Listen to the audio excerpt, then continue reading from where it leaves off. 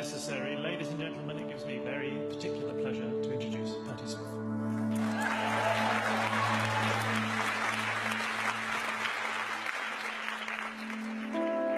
Hello, everyone.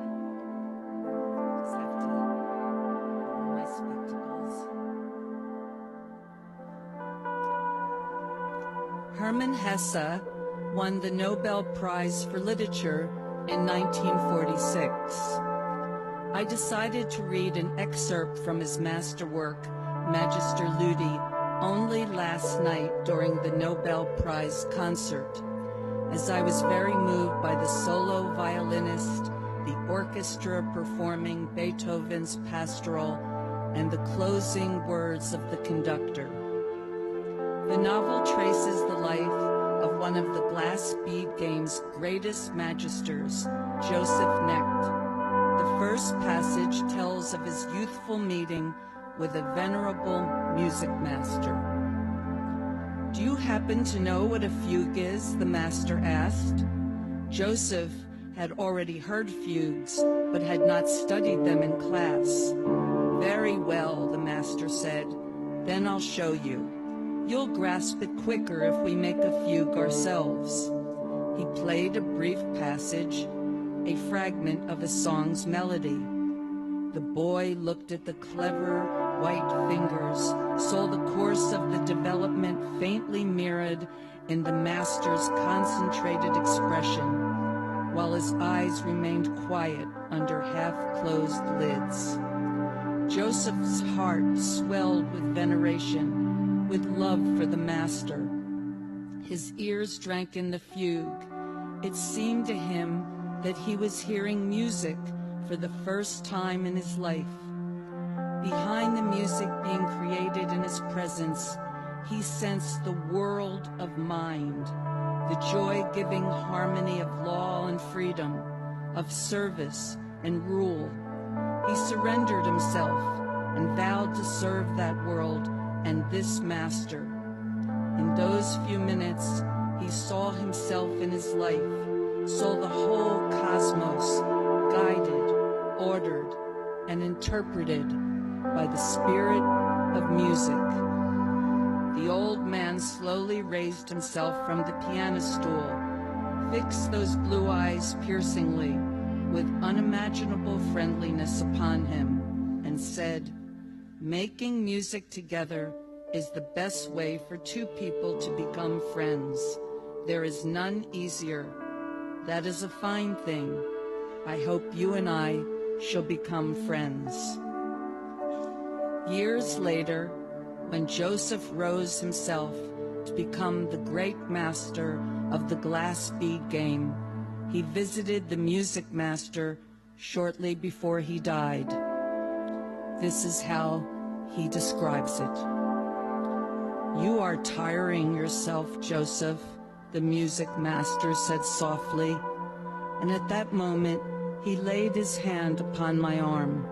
It was light as a butterfly, and he looked into my eyes and smiled.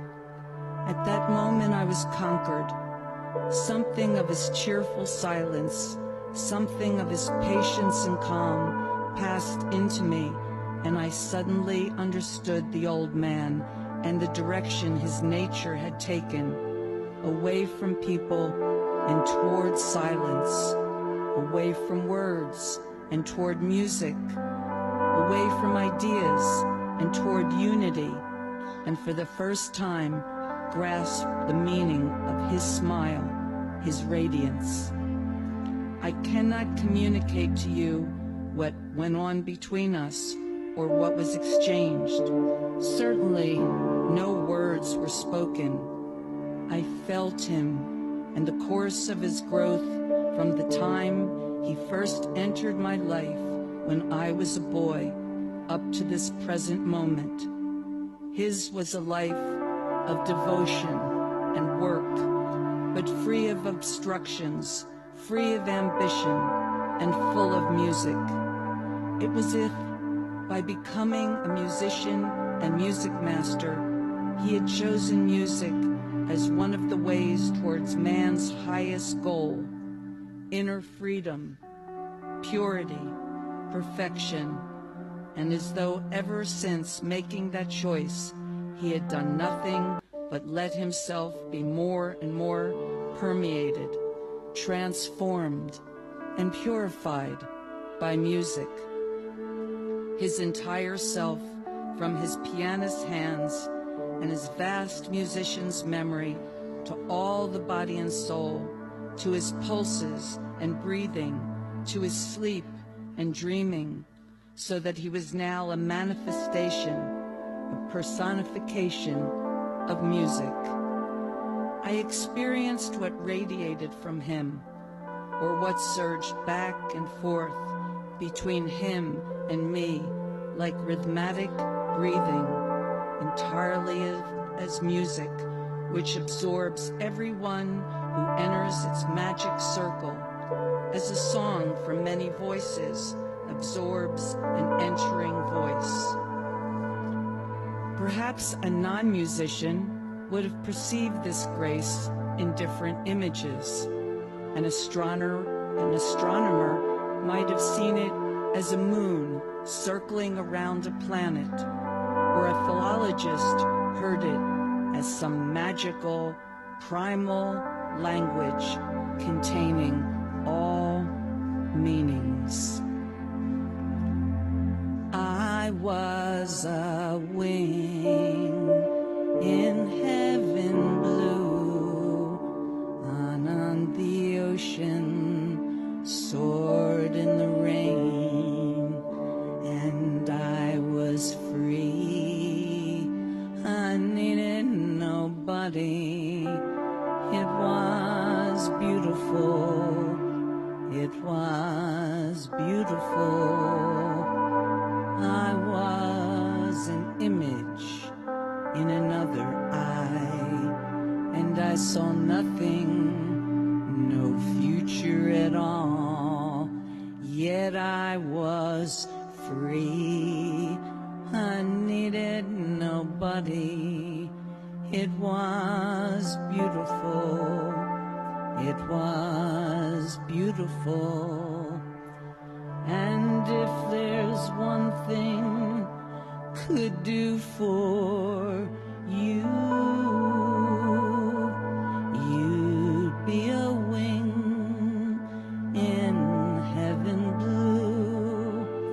And if there's one thing could do for you,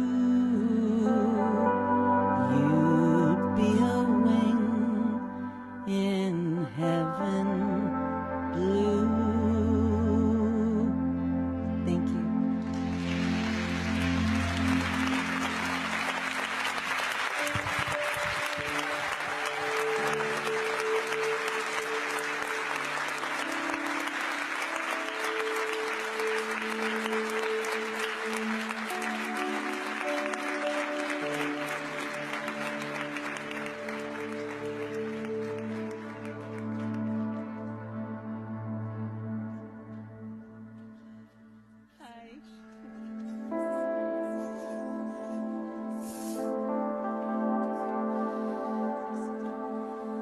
So, good afternoon, ladies and gentlemen.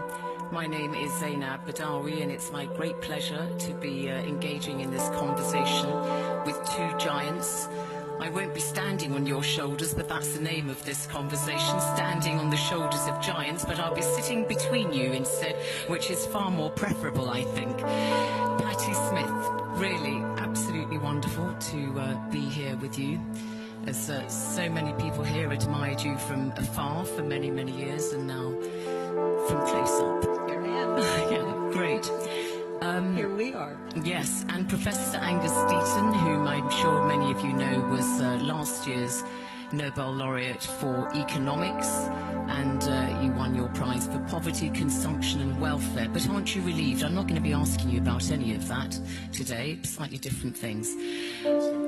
You know something about poverty, consumption and welfare. Well, you can tell me later, thank you. So, Patti Smith, obviously your career is one that's been applauded in just about every corner of the world, but what I think has struck so many people about you is the fact that you have married poetry with your music, and that is something which a lot of people have derived a great deal of enjoyment from. In terms of influences and influencers, perhaps give us an idea of what has inspired you. Well, first of all, funny enough, when I was a little girl, I wanted to be a scientist and help the world. So I'm so glad that you are doing the work that you are doing, because it was a little beyond me, but I do what I can. And when I realized that I was never going to be a scientist, I found that my vocation was writing. And I read so much as a young girl, and I was inspired and influenced by everyone I read, whether it was Paul de Croof or Louisa May Alcott. And as I evolved and wanted to perform my poetry, I was very influenced by Allen Ginsberg and Bob Dylan, people that brought all of their poetic imagery and merged it with a worldview, with the things that concern us all. And so I have many, many influences, but there's two of them. Well, you've mentioned Bob Dylan, and I believe you toured very briefly with him in 1995, in the mid-90s, and of course he's this year's literature laureate, and I know you're a big fan of Bob Dylan too, Professor Sir Angus Deaton. So did you find the fact that his music, like Patti's, has this, message in it? There's a kind of almost political activism, you could say. It's not just the Beatles, I love you and that kind of thing. Yeah. I think John Lennon would have something to say about that. The early Beatles. Sorry. The early Beatles, maybe. Well, certainly, Bob Dylan was an inspiration to much of my generation. And there was certainly this sense of global justice, which was a very important part of his songs. And his music always seemed to me to somewhere that came from somewhere completely different. And it's like listening to Mozart, where you feel that Mozart is sort of a vessel for what you're listening to, because it's hard to believe that a human being like the rest of us could have constructed this. And Bob Dylan at that time seemed to encapsulate for many of us the airs of the time, the views of the time, everything that was in the air at that time. And, he obviously didn't tell me to become an economist or whatever, but, he certainly did, like many of us, make us want to make the world a better place. And I found my way very indirectly into doing that.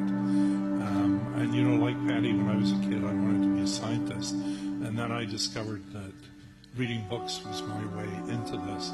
And so I was certainly very inspired by that very early on, and was living in a place where there was not a lot of that around. Well, that's interesting you say that, because it's not just people, but it's often circumstances that can influence you. And I'm sure you won't mind my saying that you have written about how you were brought up in rather impoverished circumstances. Your father was a coal miner originally, your mother a waitress, and in fact, not only did she not encourage you to study, she actively discouraged you to study, and you kind of, in a sense, rebelled against your circumstances because you wanted to do something. So circumstances can also really fashion certainly very, very important. My mother had been a nurse and then was this homemaker, so she I don't think she was ever a waitress. Oh, I'm sorry, yes. There's many things about my mother I don't know. Your mother was the waitress. We'll get that straight. I only rebelled against half of it because my father, having been not educated himself, was very, very keen that I be educated. My mother didn't really see the point in it. But in circumstances, too, I was fortunate to grow up in the city of Edinburgh in Scotland, which was, in some ways a very deprived place. But it had this, going back to the Scottish Renaissance, very much this history of philosophy, of literature, of scientific endeavor. And it was a place where you really were encouraged to believe in yourself, to read, to understand. And it also, literature in the libraries in Edinburgh offered me a vision of an exciting, bright world out there that was very different from the world in which I was born. Does that resonate with you? Well, I was from a lower middle class family.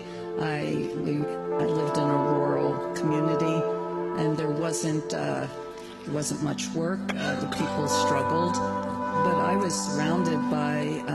My household was there was always dialogue, books everywhere, and I was very stimulated by the energy in my family. They were open-minded.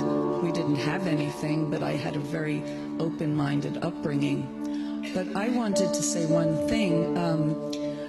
When you were talking about listening to Bob Dylan when you were young and choosing your vocation, today I was reading things about what your field is and all the things that you do, and it made me think of lines that I was learning in Hard Rain's Gonna Fall, because he said he wrote in '63 or something, where the people are many, where their hands are all empty, where hunger is ugly, where souls are forgotten. And that is the way, an artist does his work in articulating the troubles of our world, and then the scientists and researchers and people as yourself actually go out to do something about it. So it's in that way we're all hopefully working toward the same thing.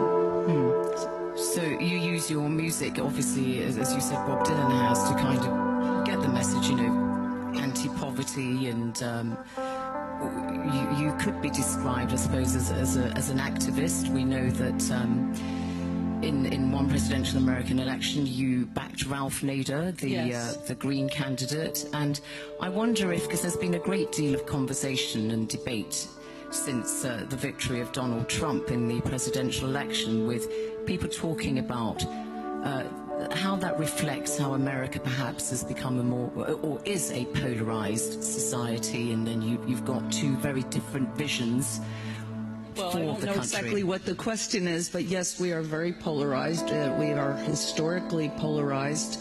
Even the way we vote, only half of the country really votes, and the other half are polarized. So when we have a president, one doesn't always get a sense of who is voting for that person. But the election of Donald Trump tells us many things about our country. One is there is a very strong dissatisfied faction who feels that no one is speaking to them, and also the rise and importance of social media and even celebrity culture in our country. So this election, which was conducted very poorly, cost huge amounts of money that should have gone really to the underprivileged, and the results should be a real wake-up call for the whole world, and especially for my country and future candidates, that you have to understand you're speaking to all the people, not a faction of the people. And especially you've got to speak to people who are dissatisfied, feel marginalized, and there can't be an elitist concept in democracy. I mean, Sir Angus, we saw in the Brexit debate how expert opinion, particularly of the economists, who by and large, at least the mainstream ones, backed the Remain campaign, and we saw how obviously the vote went the other way, that people were choosing to disregard expert opinion, as it were, in favour of something else. And Patti has just talked about how, you can't ignore the voices as they speak. Is that something that concerns you, that experts perhaps don't quite have the same currency that they have had in the past? Well, that's certainly true, that currency. And in many ways, they don't deserve as much currency because they've claimed territory that is not their own. And they've sort of tried to substitute expertise for politics and saying you should behave this way or you should do this way, and imposing solutions on people where science really doesn't have the answer at all. But the first thing I was going to say to you was, you know, when you look at this, what do you feel? And what I feel is, boy, did we do a really bad job.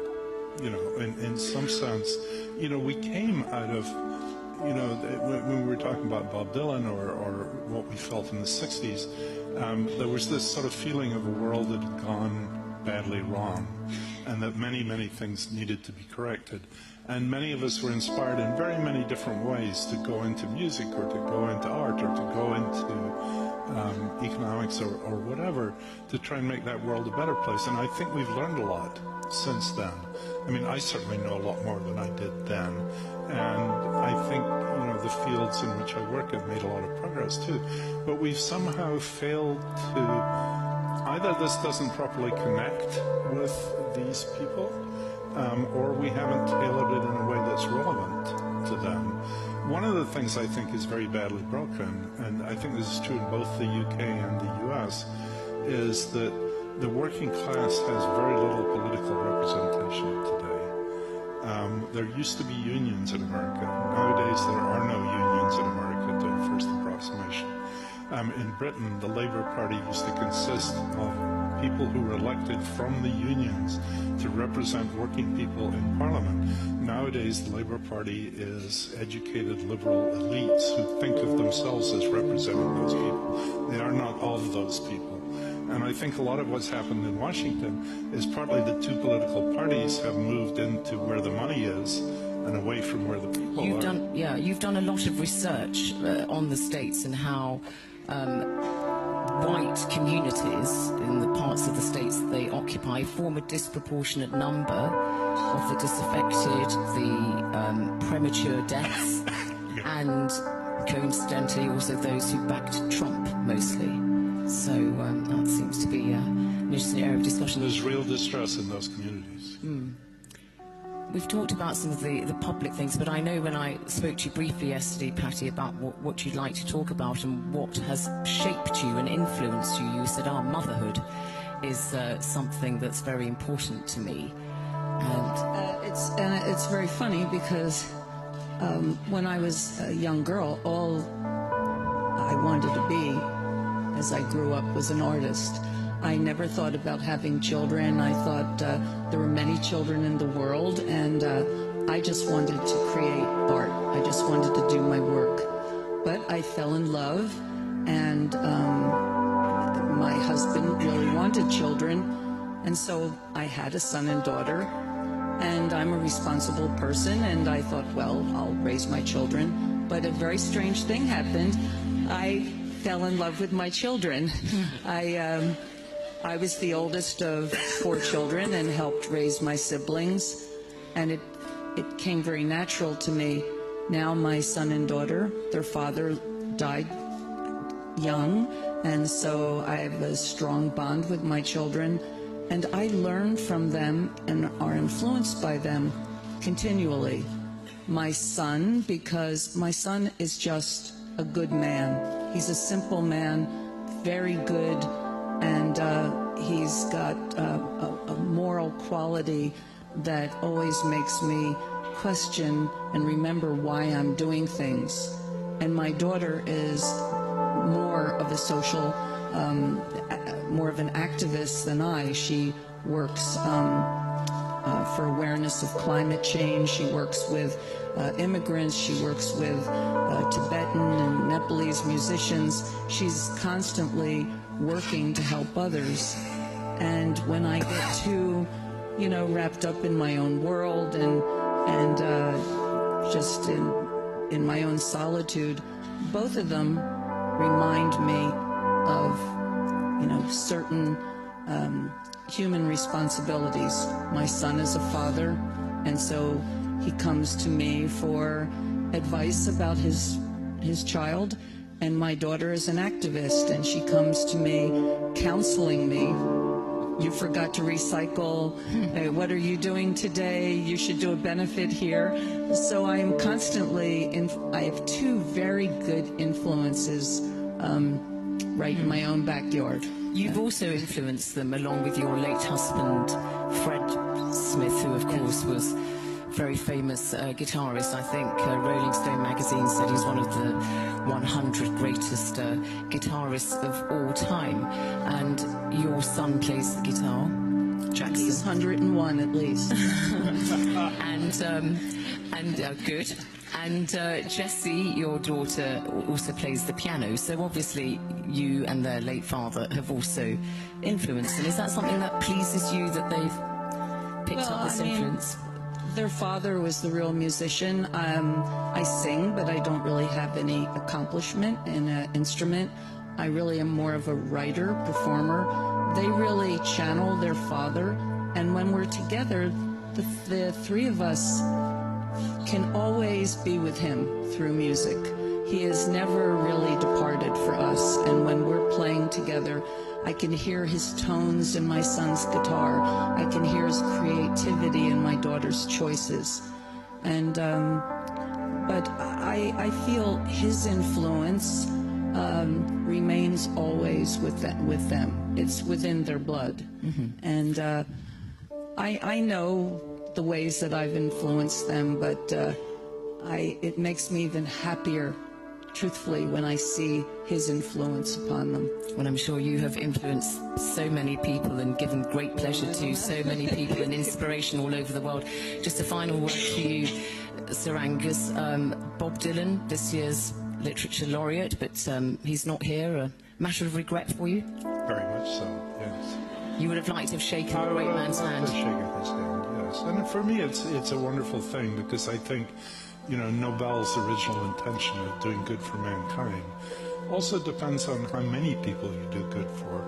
And, you know, not everybody likes Bob Dylan as much as I do, but he's changed and influenced millions of people's lives, and the recognition of that by the Nobel Foundation, I think, is just a wonderful thing.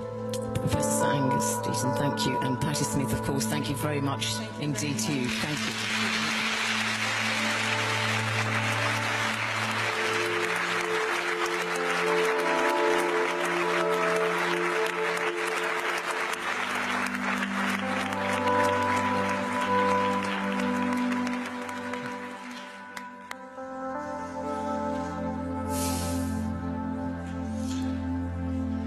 So just a few more minutes left, and it's become a bit of a tradition that we devote the last minutes of the Nobel Week Dialogue to hearing from the